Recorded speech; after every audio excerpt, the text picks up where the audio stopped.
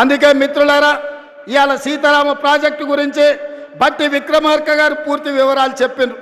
పోయినసారి ఇదే జిల్లాకు మనం పర్యటనకు వచ్చినప్పుడు సాగునీటి ప్రాజెక్టుల మీద సమీక్ష చేసి సాగునీటి ప్రాజెక్టుల నిర్మాణంలో అలసత్వాన్ని ప్రశ్నించి ఆనాడు విక్రమార్క గారు, తుమ్మల నాగేశ్వరరావు గారు, పొంగులేటి శ్రీనివాసరెడ్డి గారు ఇచ్చిన ప్రతిపాదన ఇవాళ 3 పంపులు శ్రీరామసాగర్ పొంగింది. ఇవాళ కృష్ణానది జలాలు కష్టమైనప్పుడు, కృష్ణానది జలాలు కరువు వచ్చినప్పుడు, కృష్ణానది జలాలు నాగార్జున సాగర్ నుంచి ఎస్ఎల్బిసి శ్రీశైలం లెఫ్ట్ బ్యాంకు మీద ఖమ్మం జిల్లాకు నీళ్ళు ఇచ్చేది. మొన్న కరువు వచ్చి నీళ్లు లేక నల్గొండ జిల్లాను కాదని మీ నాయకుడు పొంగులేటి శ్రీనివాసరెడ్డి పాలేరుకు నీళ్లు తీసుకొస్తే ఖమ్మం జిల్లా రైతాంగం నాతోని పంచాయతీకి వచ్చింది. ఇవాళ మన మంత్రులే ఉత్తమ్ రెడ్డి గారు, మన మంత్రులే శ్రీనివాసరెడ్డి గారు. కానీ ఎవరికి వాళ్ళు వాళ్ళ జిల్లాలో వాళ్ళ రైతులకు నీళ్ళు ఇవ్వాలన్న పట్టుదల ఈరోజు మన మధ్యలోనే పోటీ పెరిగే పరిస్థితి వచ్చింది. అందుకే పొంగులేటి శ్రీనివాసరెడ్డి, తుమ్మల నాగేశ్వరరావు గారు, బట్టి విక్రమార్క గారి సూచన మేరకు కృష్ణానది జలాలు ఒకవేళ ఖమ్మం జిల్లాకు పారకపోతే గోదావరి జలాలను తీసుకొచ్చి కృష్ణా కాలువల్లో పారించి ఖమ్మం జిల్లాకు నీళ్ళు ఇవ్వాలన్న ఆలోచన ఖమ్మం సమీక్షలో వస్తే ఇవాళ గోదావరి జలాలను ఇవాళ ఖమ్మం రైతాంగానికి ఇచ్చే ప్రయత్నం చేస్తున్నాం. ఇది సరిపోతుందంటే సరిపోదు. ఇవాళ 18,000 కోట్ల రూపాయలకు అంచనాలు పెంచిండ్రు సీతారామ సాగర్. ఇవాళ సీతారామ సాగర్కు 8,000 కోట్లు ఖర్చు అయింది. ఇంకా 8-10,000 కోట్ల రూపాయలు ఖర్చు పెడితే కానీ పూర్తి కాదు. అందుకే మా ఉత్తమ్ కుమార్ రెడ్డి గారు ఒక మాట చెప్పిండ్రు, 15 ఆగస్టు 2026 లోపల సీతారామ ప్రాజెక్టు పూర్తి చేసి ఖమ్మం జిల్లాలో 7 లక్షల ఎకరాలకు నీళ్లు ఇస్తామని ఏదైతే మా ఉత్తమన్న చెప్పిండో, మళ్ళీ నేను మాట ఇస్తున్న మిత్రులారా, వైరా గడ్డ మీద నుంచి 2026 15 ఆగస్టు లోపల సీతారామ ప్రాజెక్టుకు ఎన్ని వేల కోట్ల రూపాయలు అవసరమైన నీళ్లను, నిధులను వరదలాగా పారించి 7 లక్షల ఎకరాలకు మీకు నీళ్ళు ఇచ్చే బాధ్యత ఈ ప్రభుత్వం తీసుకుంటుంది.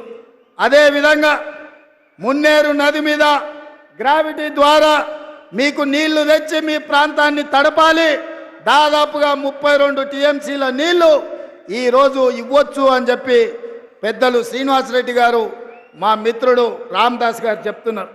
తప్పకుండా మున్నేరు నది నుండి గ్రావిటీ కాలువల ద్వారా మీకు తేగలిగిన నీళ్లను మా సాంకేతిక నిపుణులతో, అధికారులతో మాట్లాడి తప్పకుండా మున్నేరు నది మీద నుంచి మీకు నీళ్లు తెచ్చిచ్చే బాధ్యత కాంగ్రెస్ పార్టీ తీసుకుంటుంది.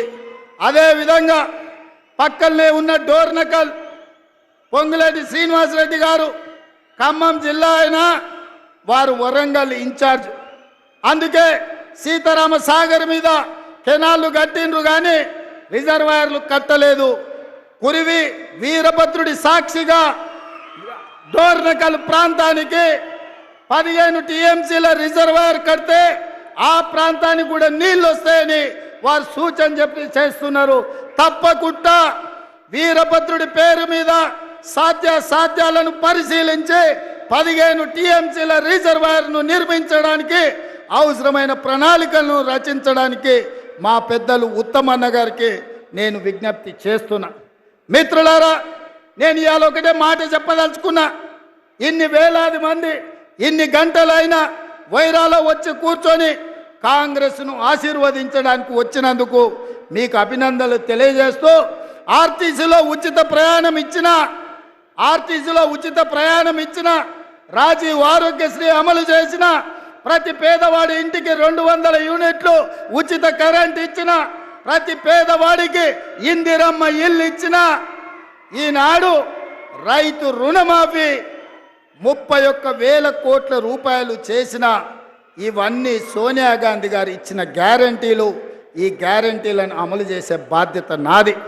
ఇవాళ 8 నెలల్లో ఇన్ని గ్యారంటీలను అమలు చేస్తూ ప్రభుత్వ ఉద్యోగులకు ప్రతి నెల 1వ తారీఖు నాడే జీతాలు ఇస్తూ నిరుద్యోగ సమస్యను పరిష్కరించడానికి ప్రభుత్వంలో ఉన్న ఖాళీలను 30,000 ప్రభుత్వ ఉద్యోగాలు 90 రోజుల్లో నిరుద్యోగులకు ఇచ్చి నిరుద్యోగ యువకులని ఆదుకున్న గ్రూప్ 1, గ్రూప్ 2, గ్రూప్ 3తో పాటు డిఎస్సిలో 11,000 ఉద్యోగాలు ఇచ్చి సంవత్సరం తిరిగే లోపలనే 65,000 ఉద్యోగాలు ఇవ్వడానికి ఇవాళ కాంగ్రెస్ పార్టీ ప్రణాళికలు చేసింది సోదరులారా. ఇవన్నీ మా గొప్పతనం కాదు, ఈ గొప్పతనం మీది. ఈ ఖమ్మం జిల్లా 2014లో టిఆర్ఎస్కి ఒకటే సీట్ ఇచ్చింది, 2018లో ఒకటే సీట్ ఇచ్చింది, 2023లో ఒకటే సీట్ ఇచ్చినా ఆ మిత్రుడు కూడా ఇందిరమ్మ రాజ్యంలో ఉండాలి, ఖమ్మంను అభివృద్ధి చెయ్యాలి అని ఇవాళ మనకే మద్దతు ఇచ్చిండు. ఇవాళ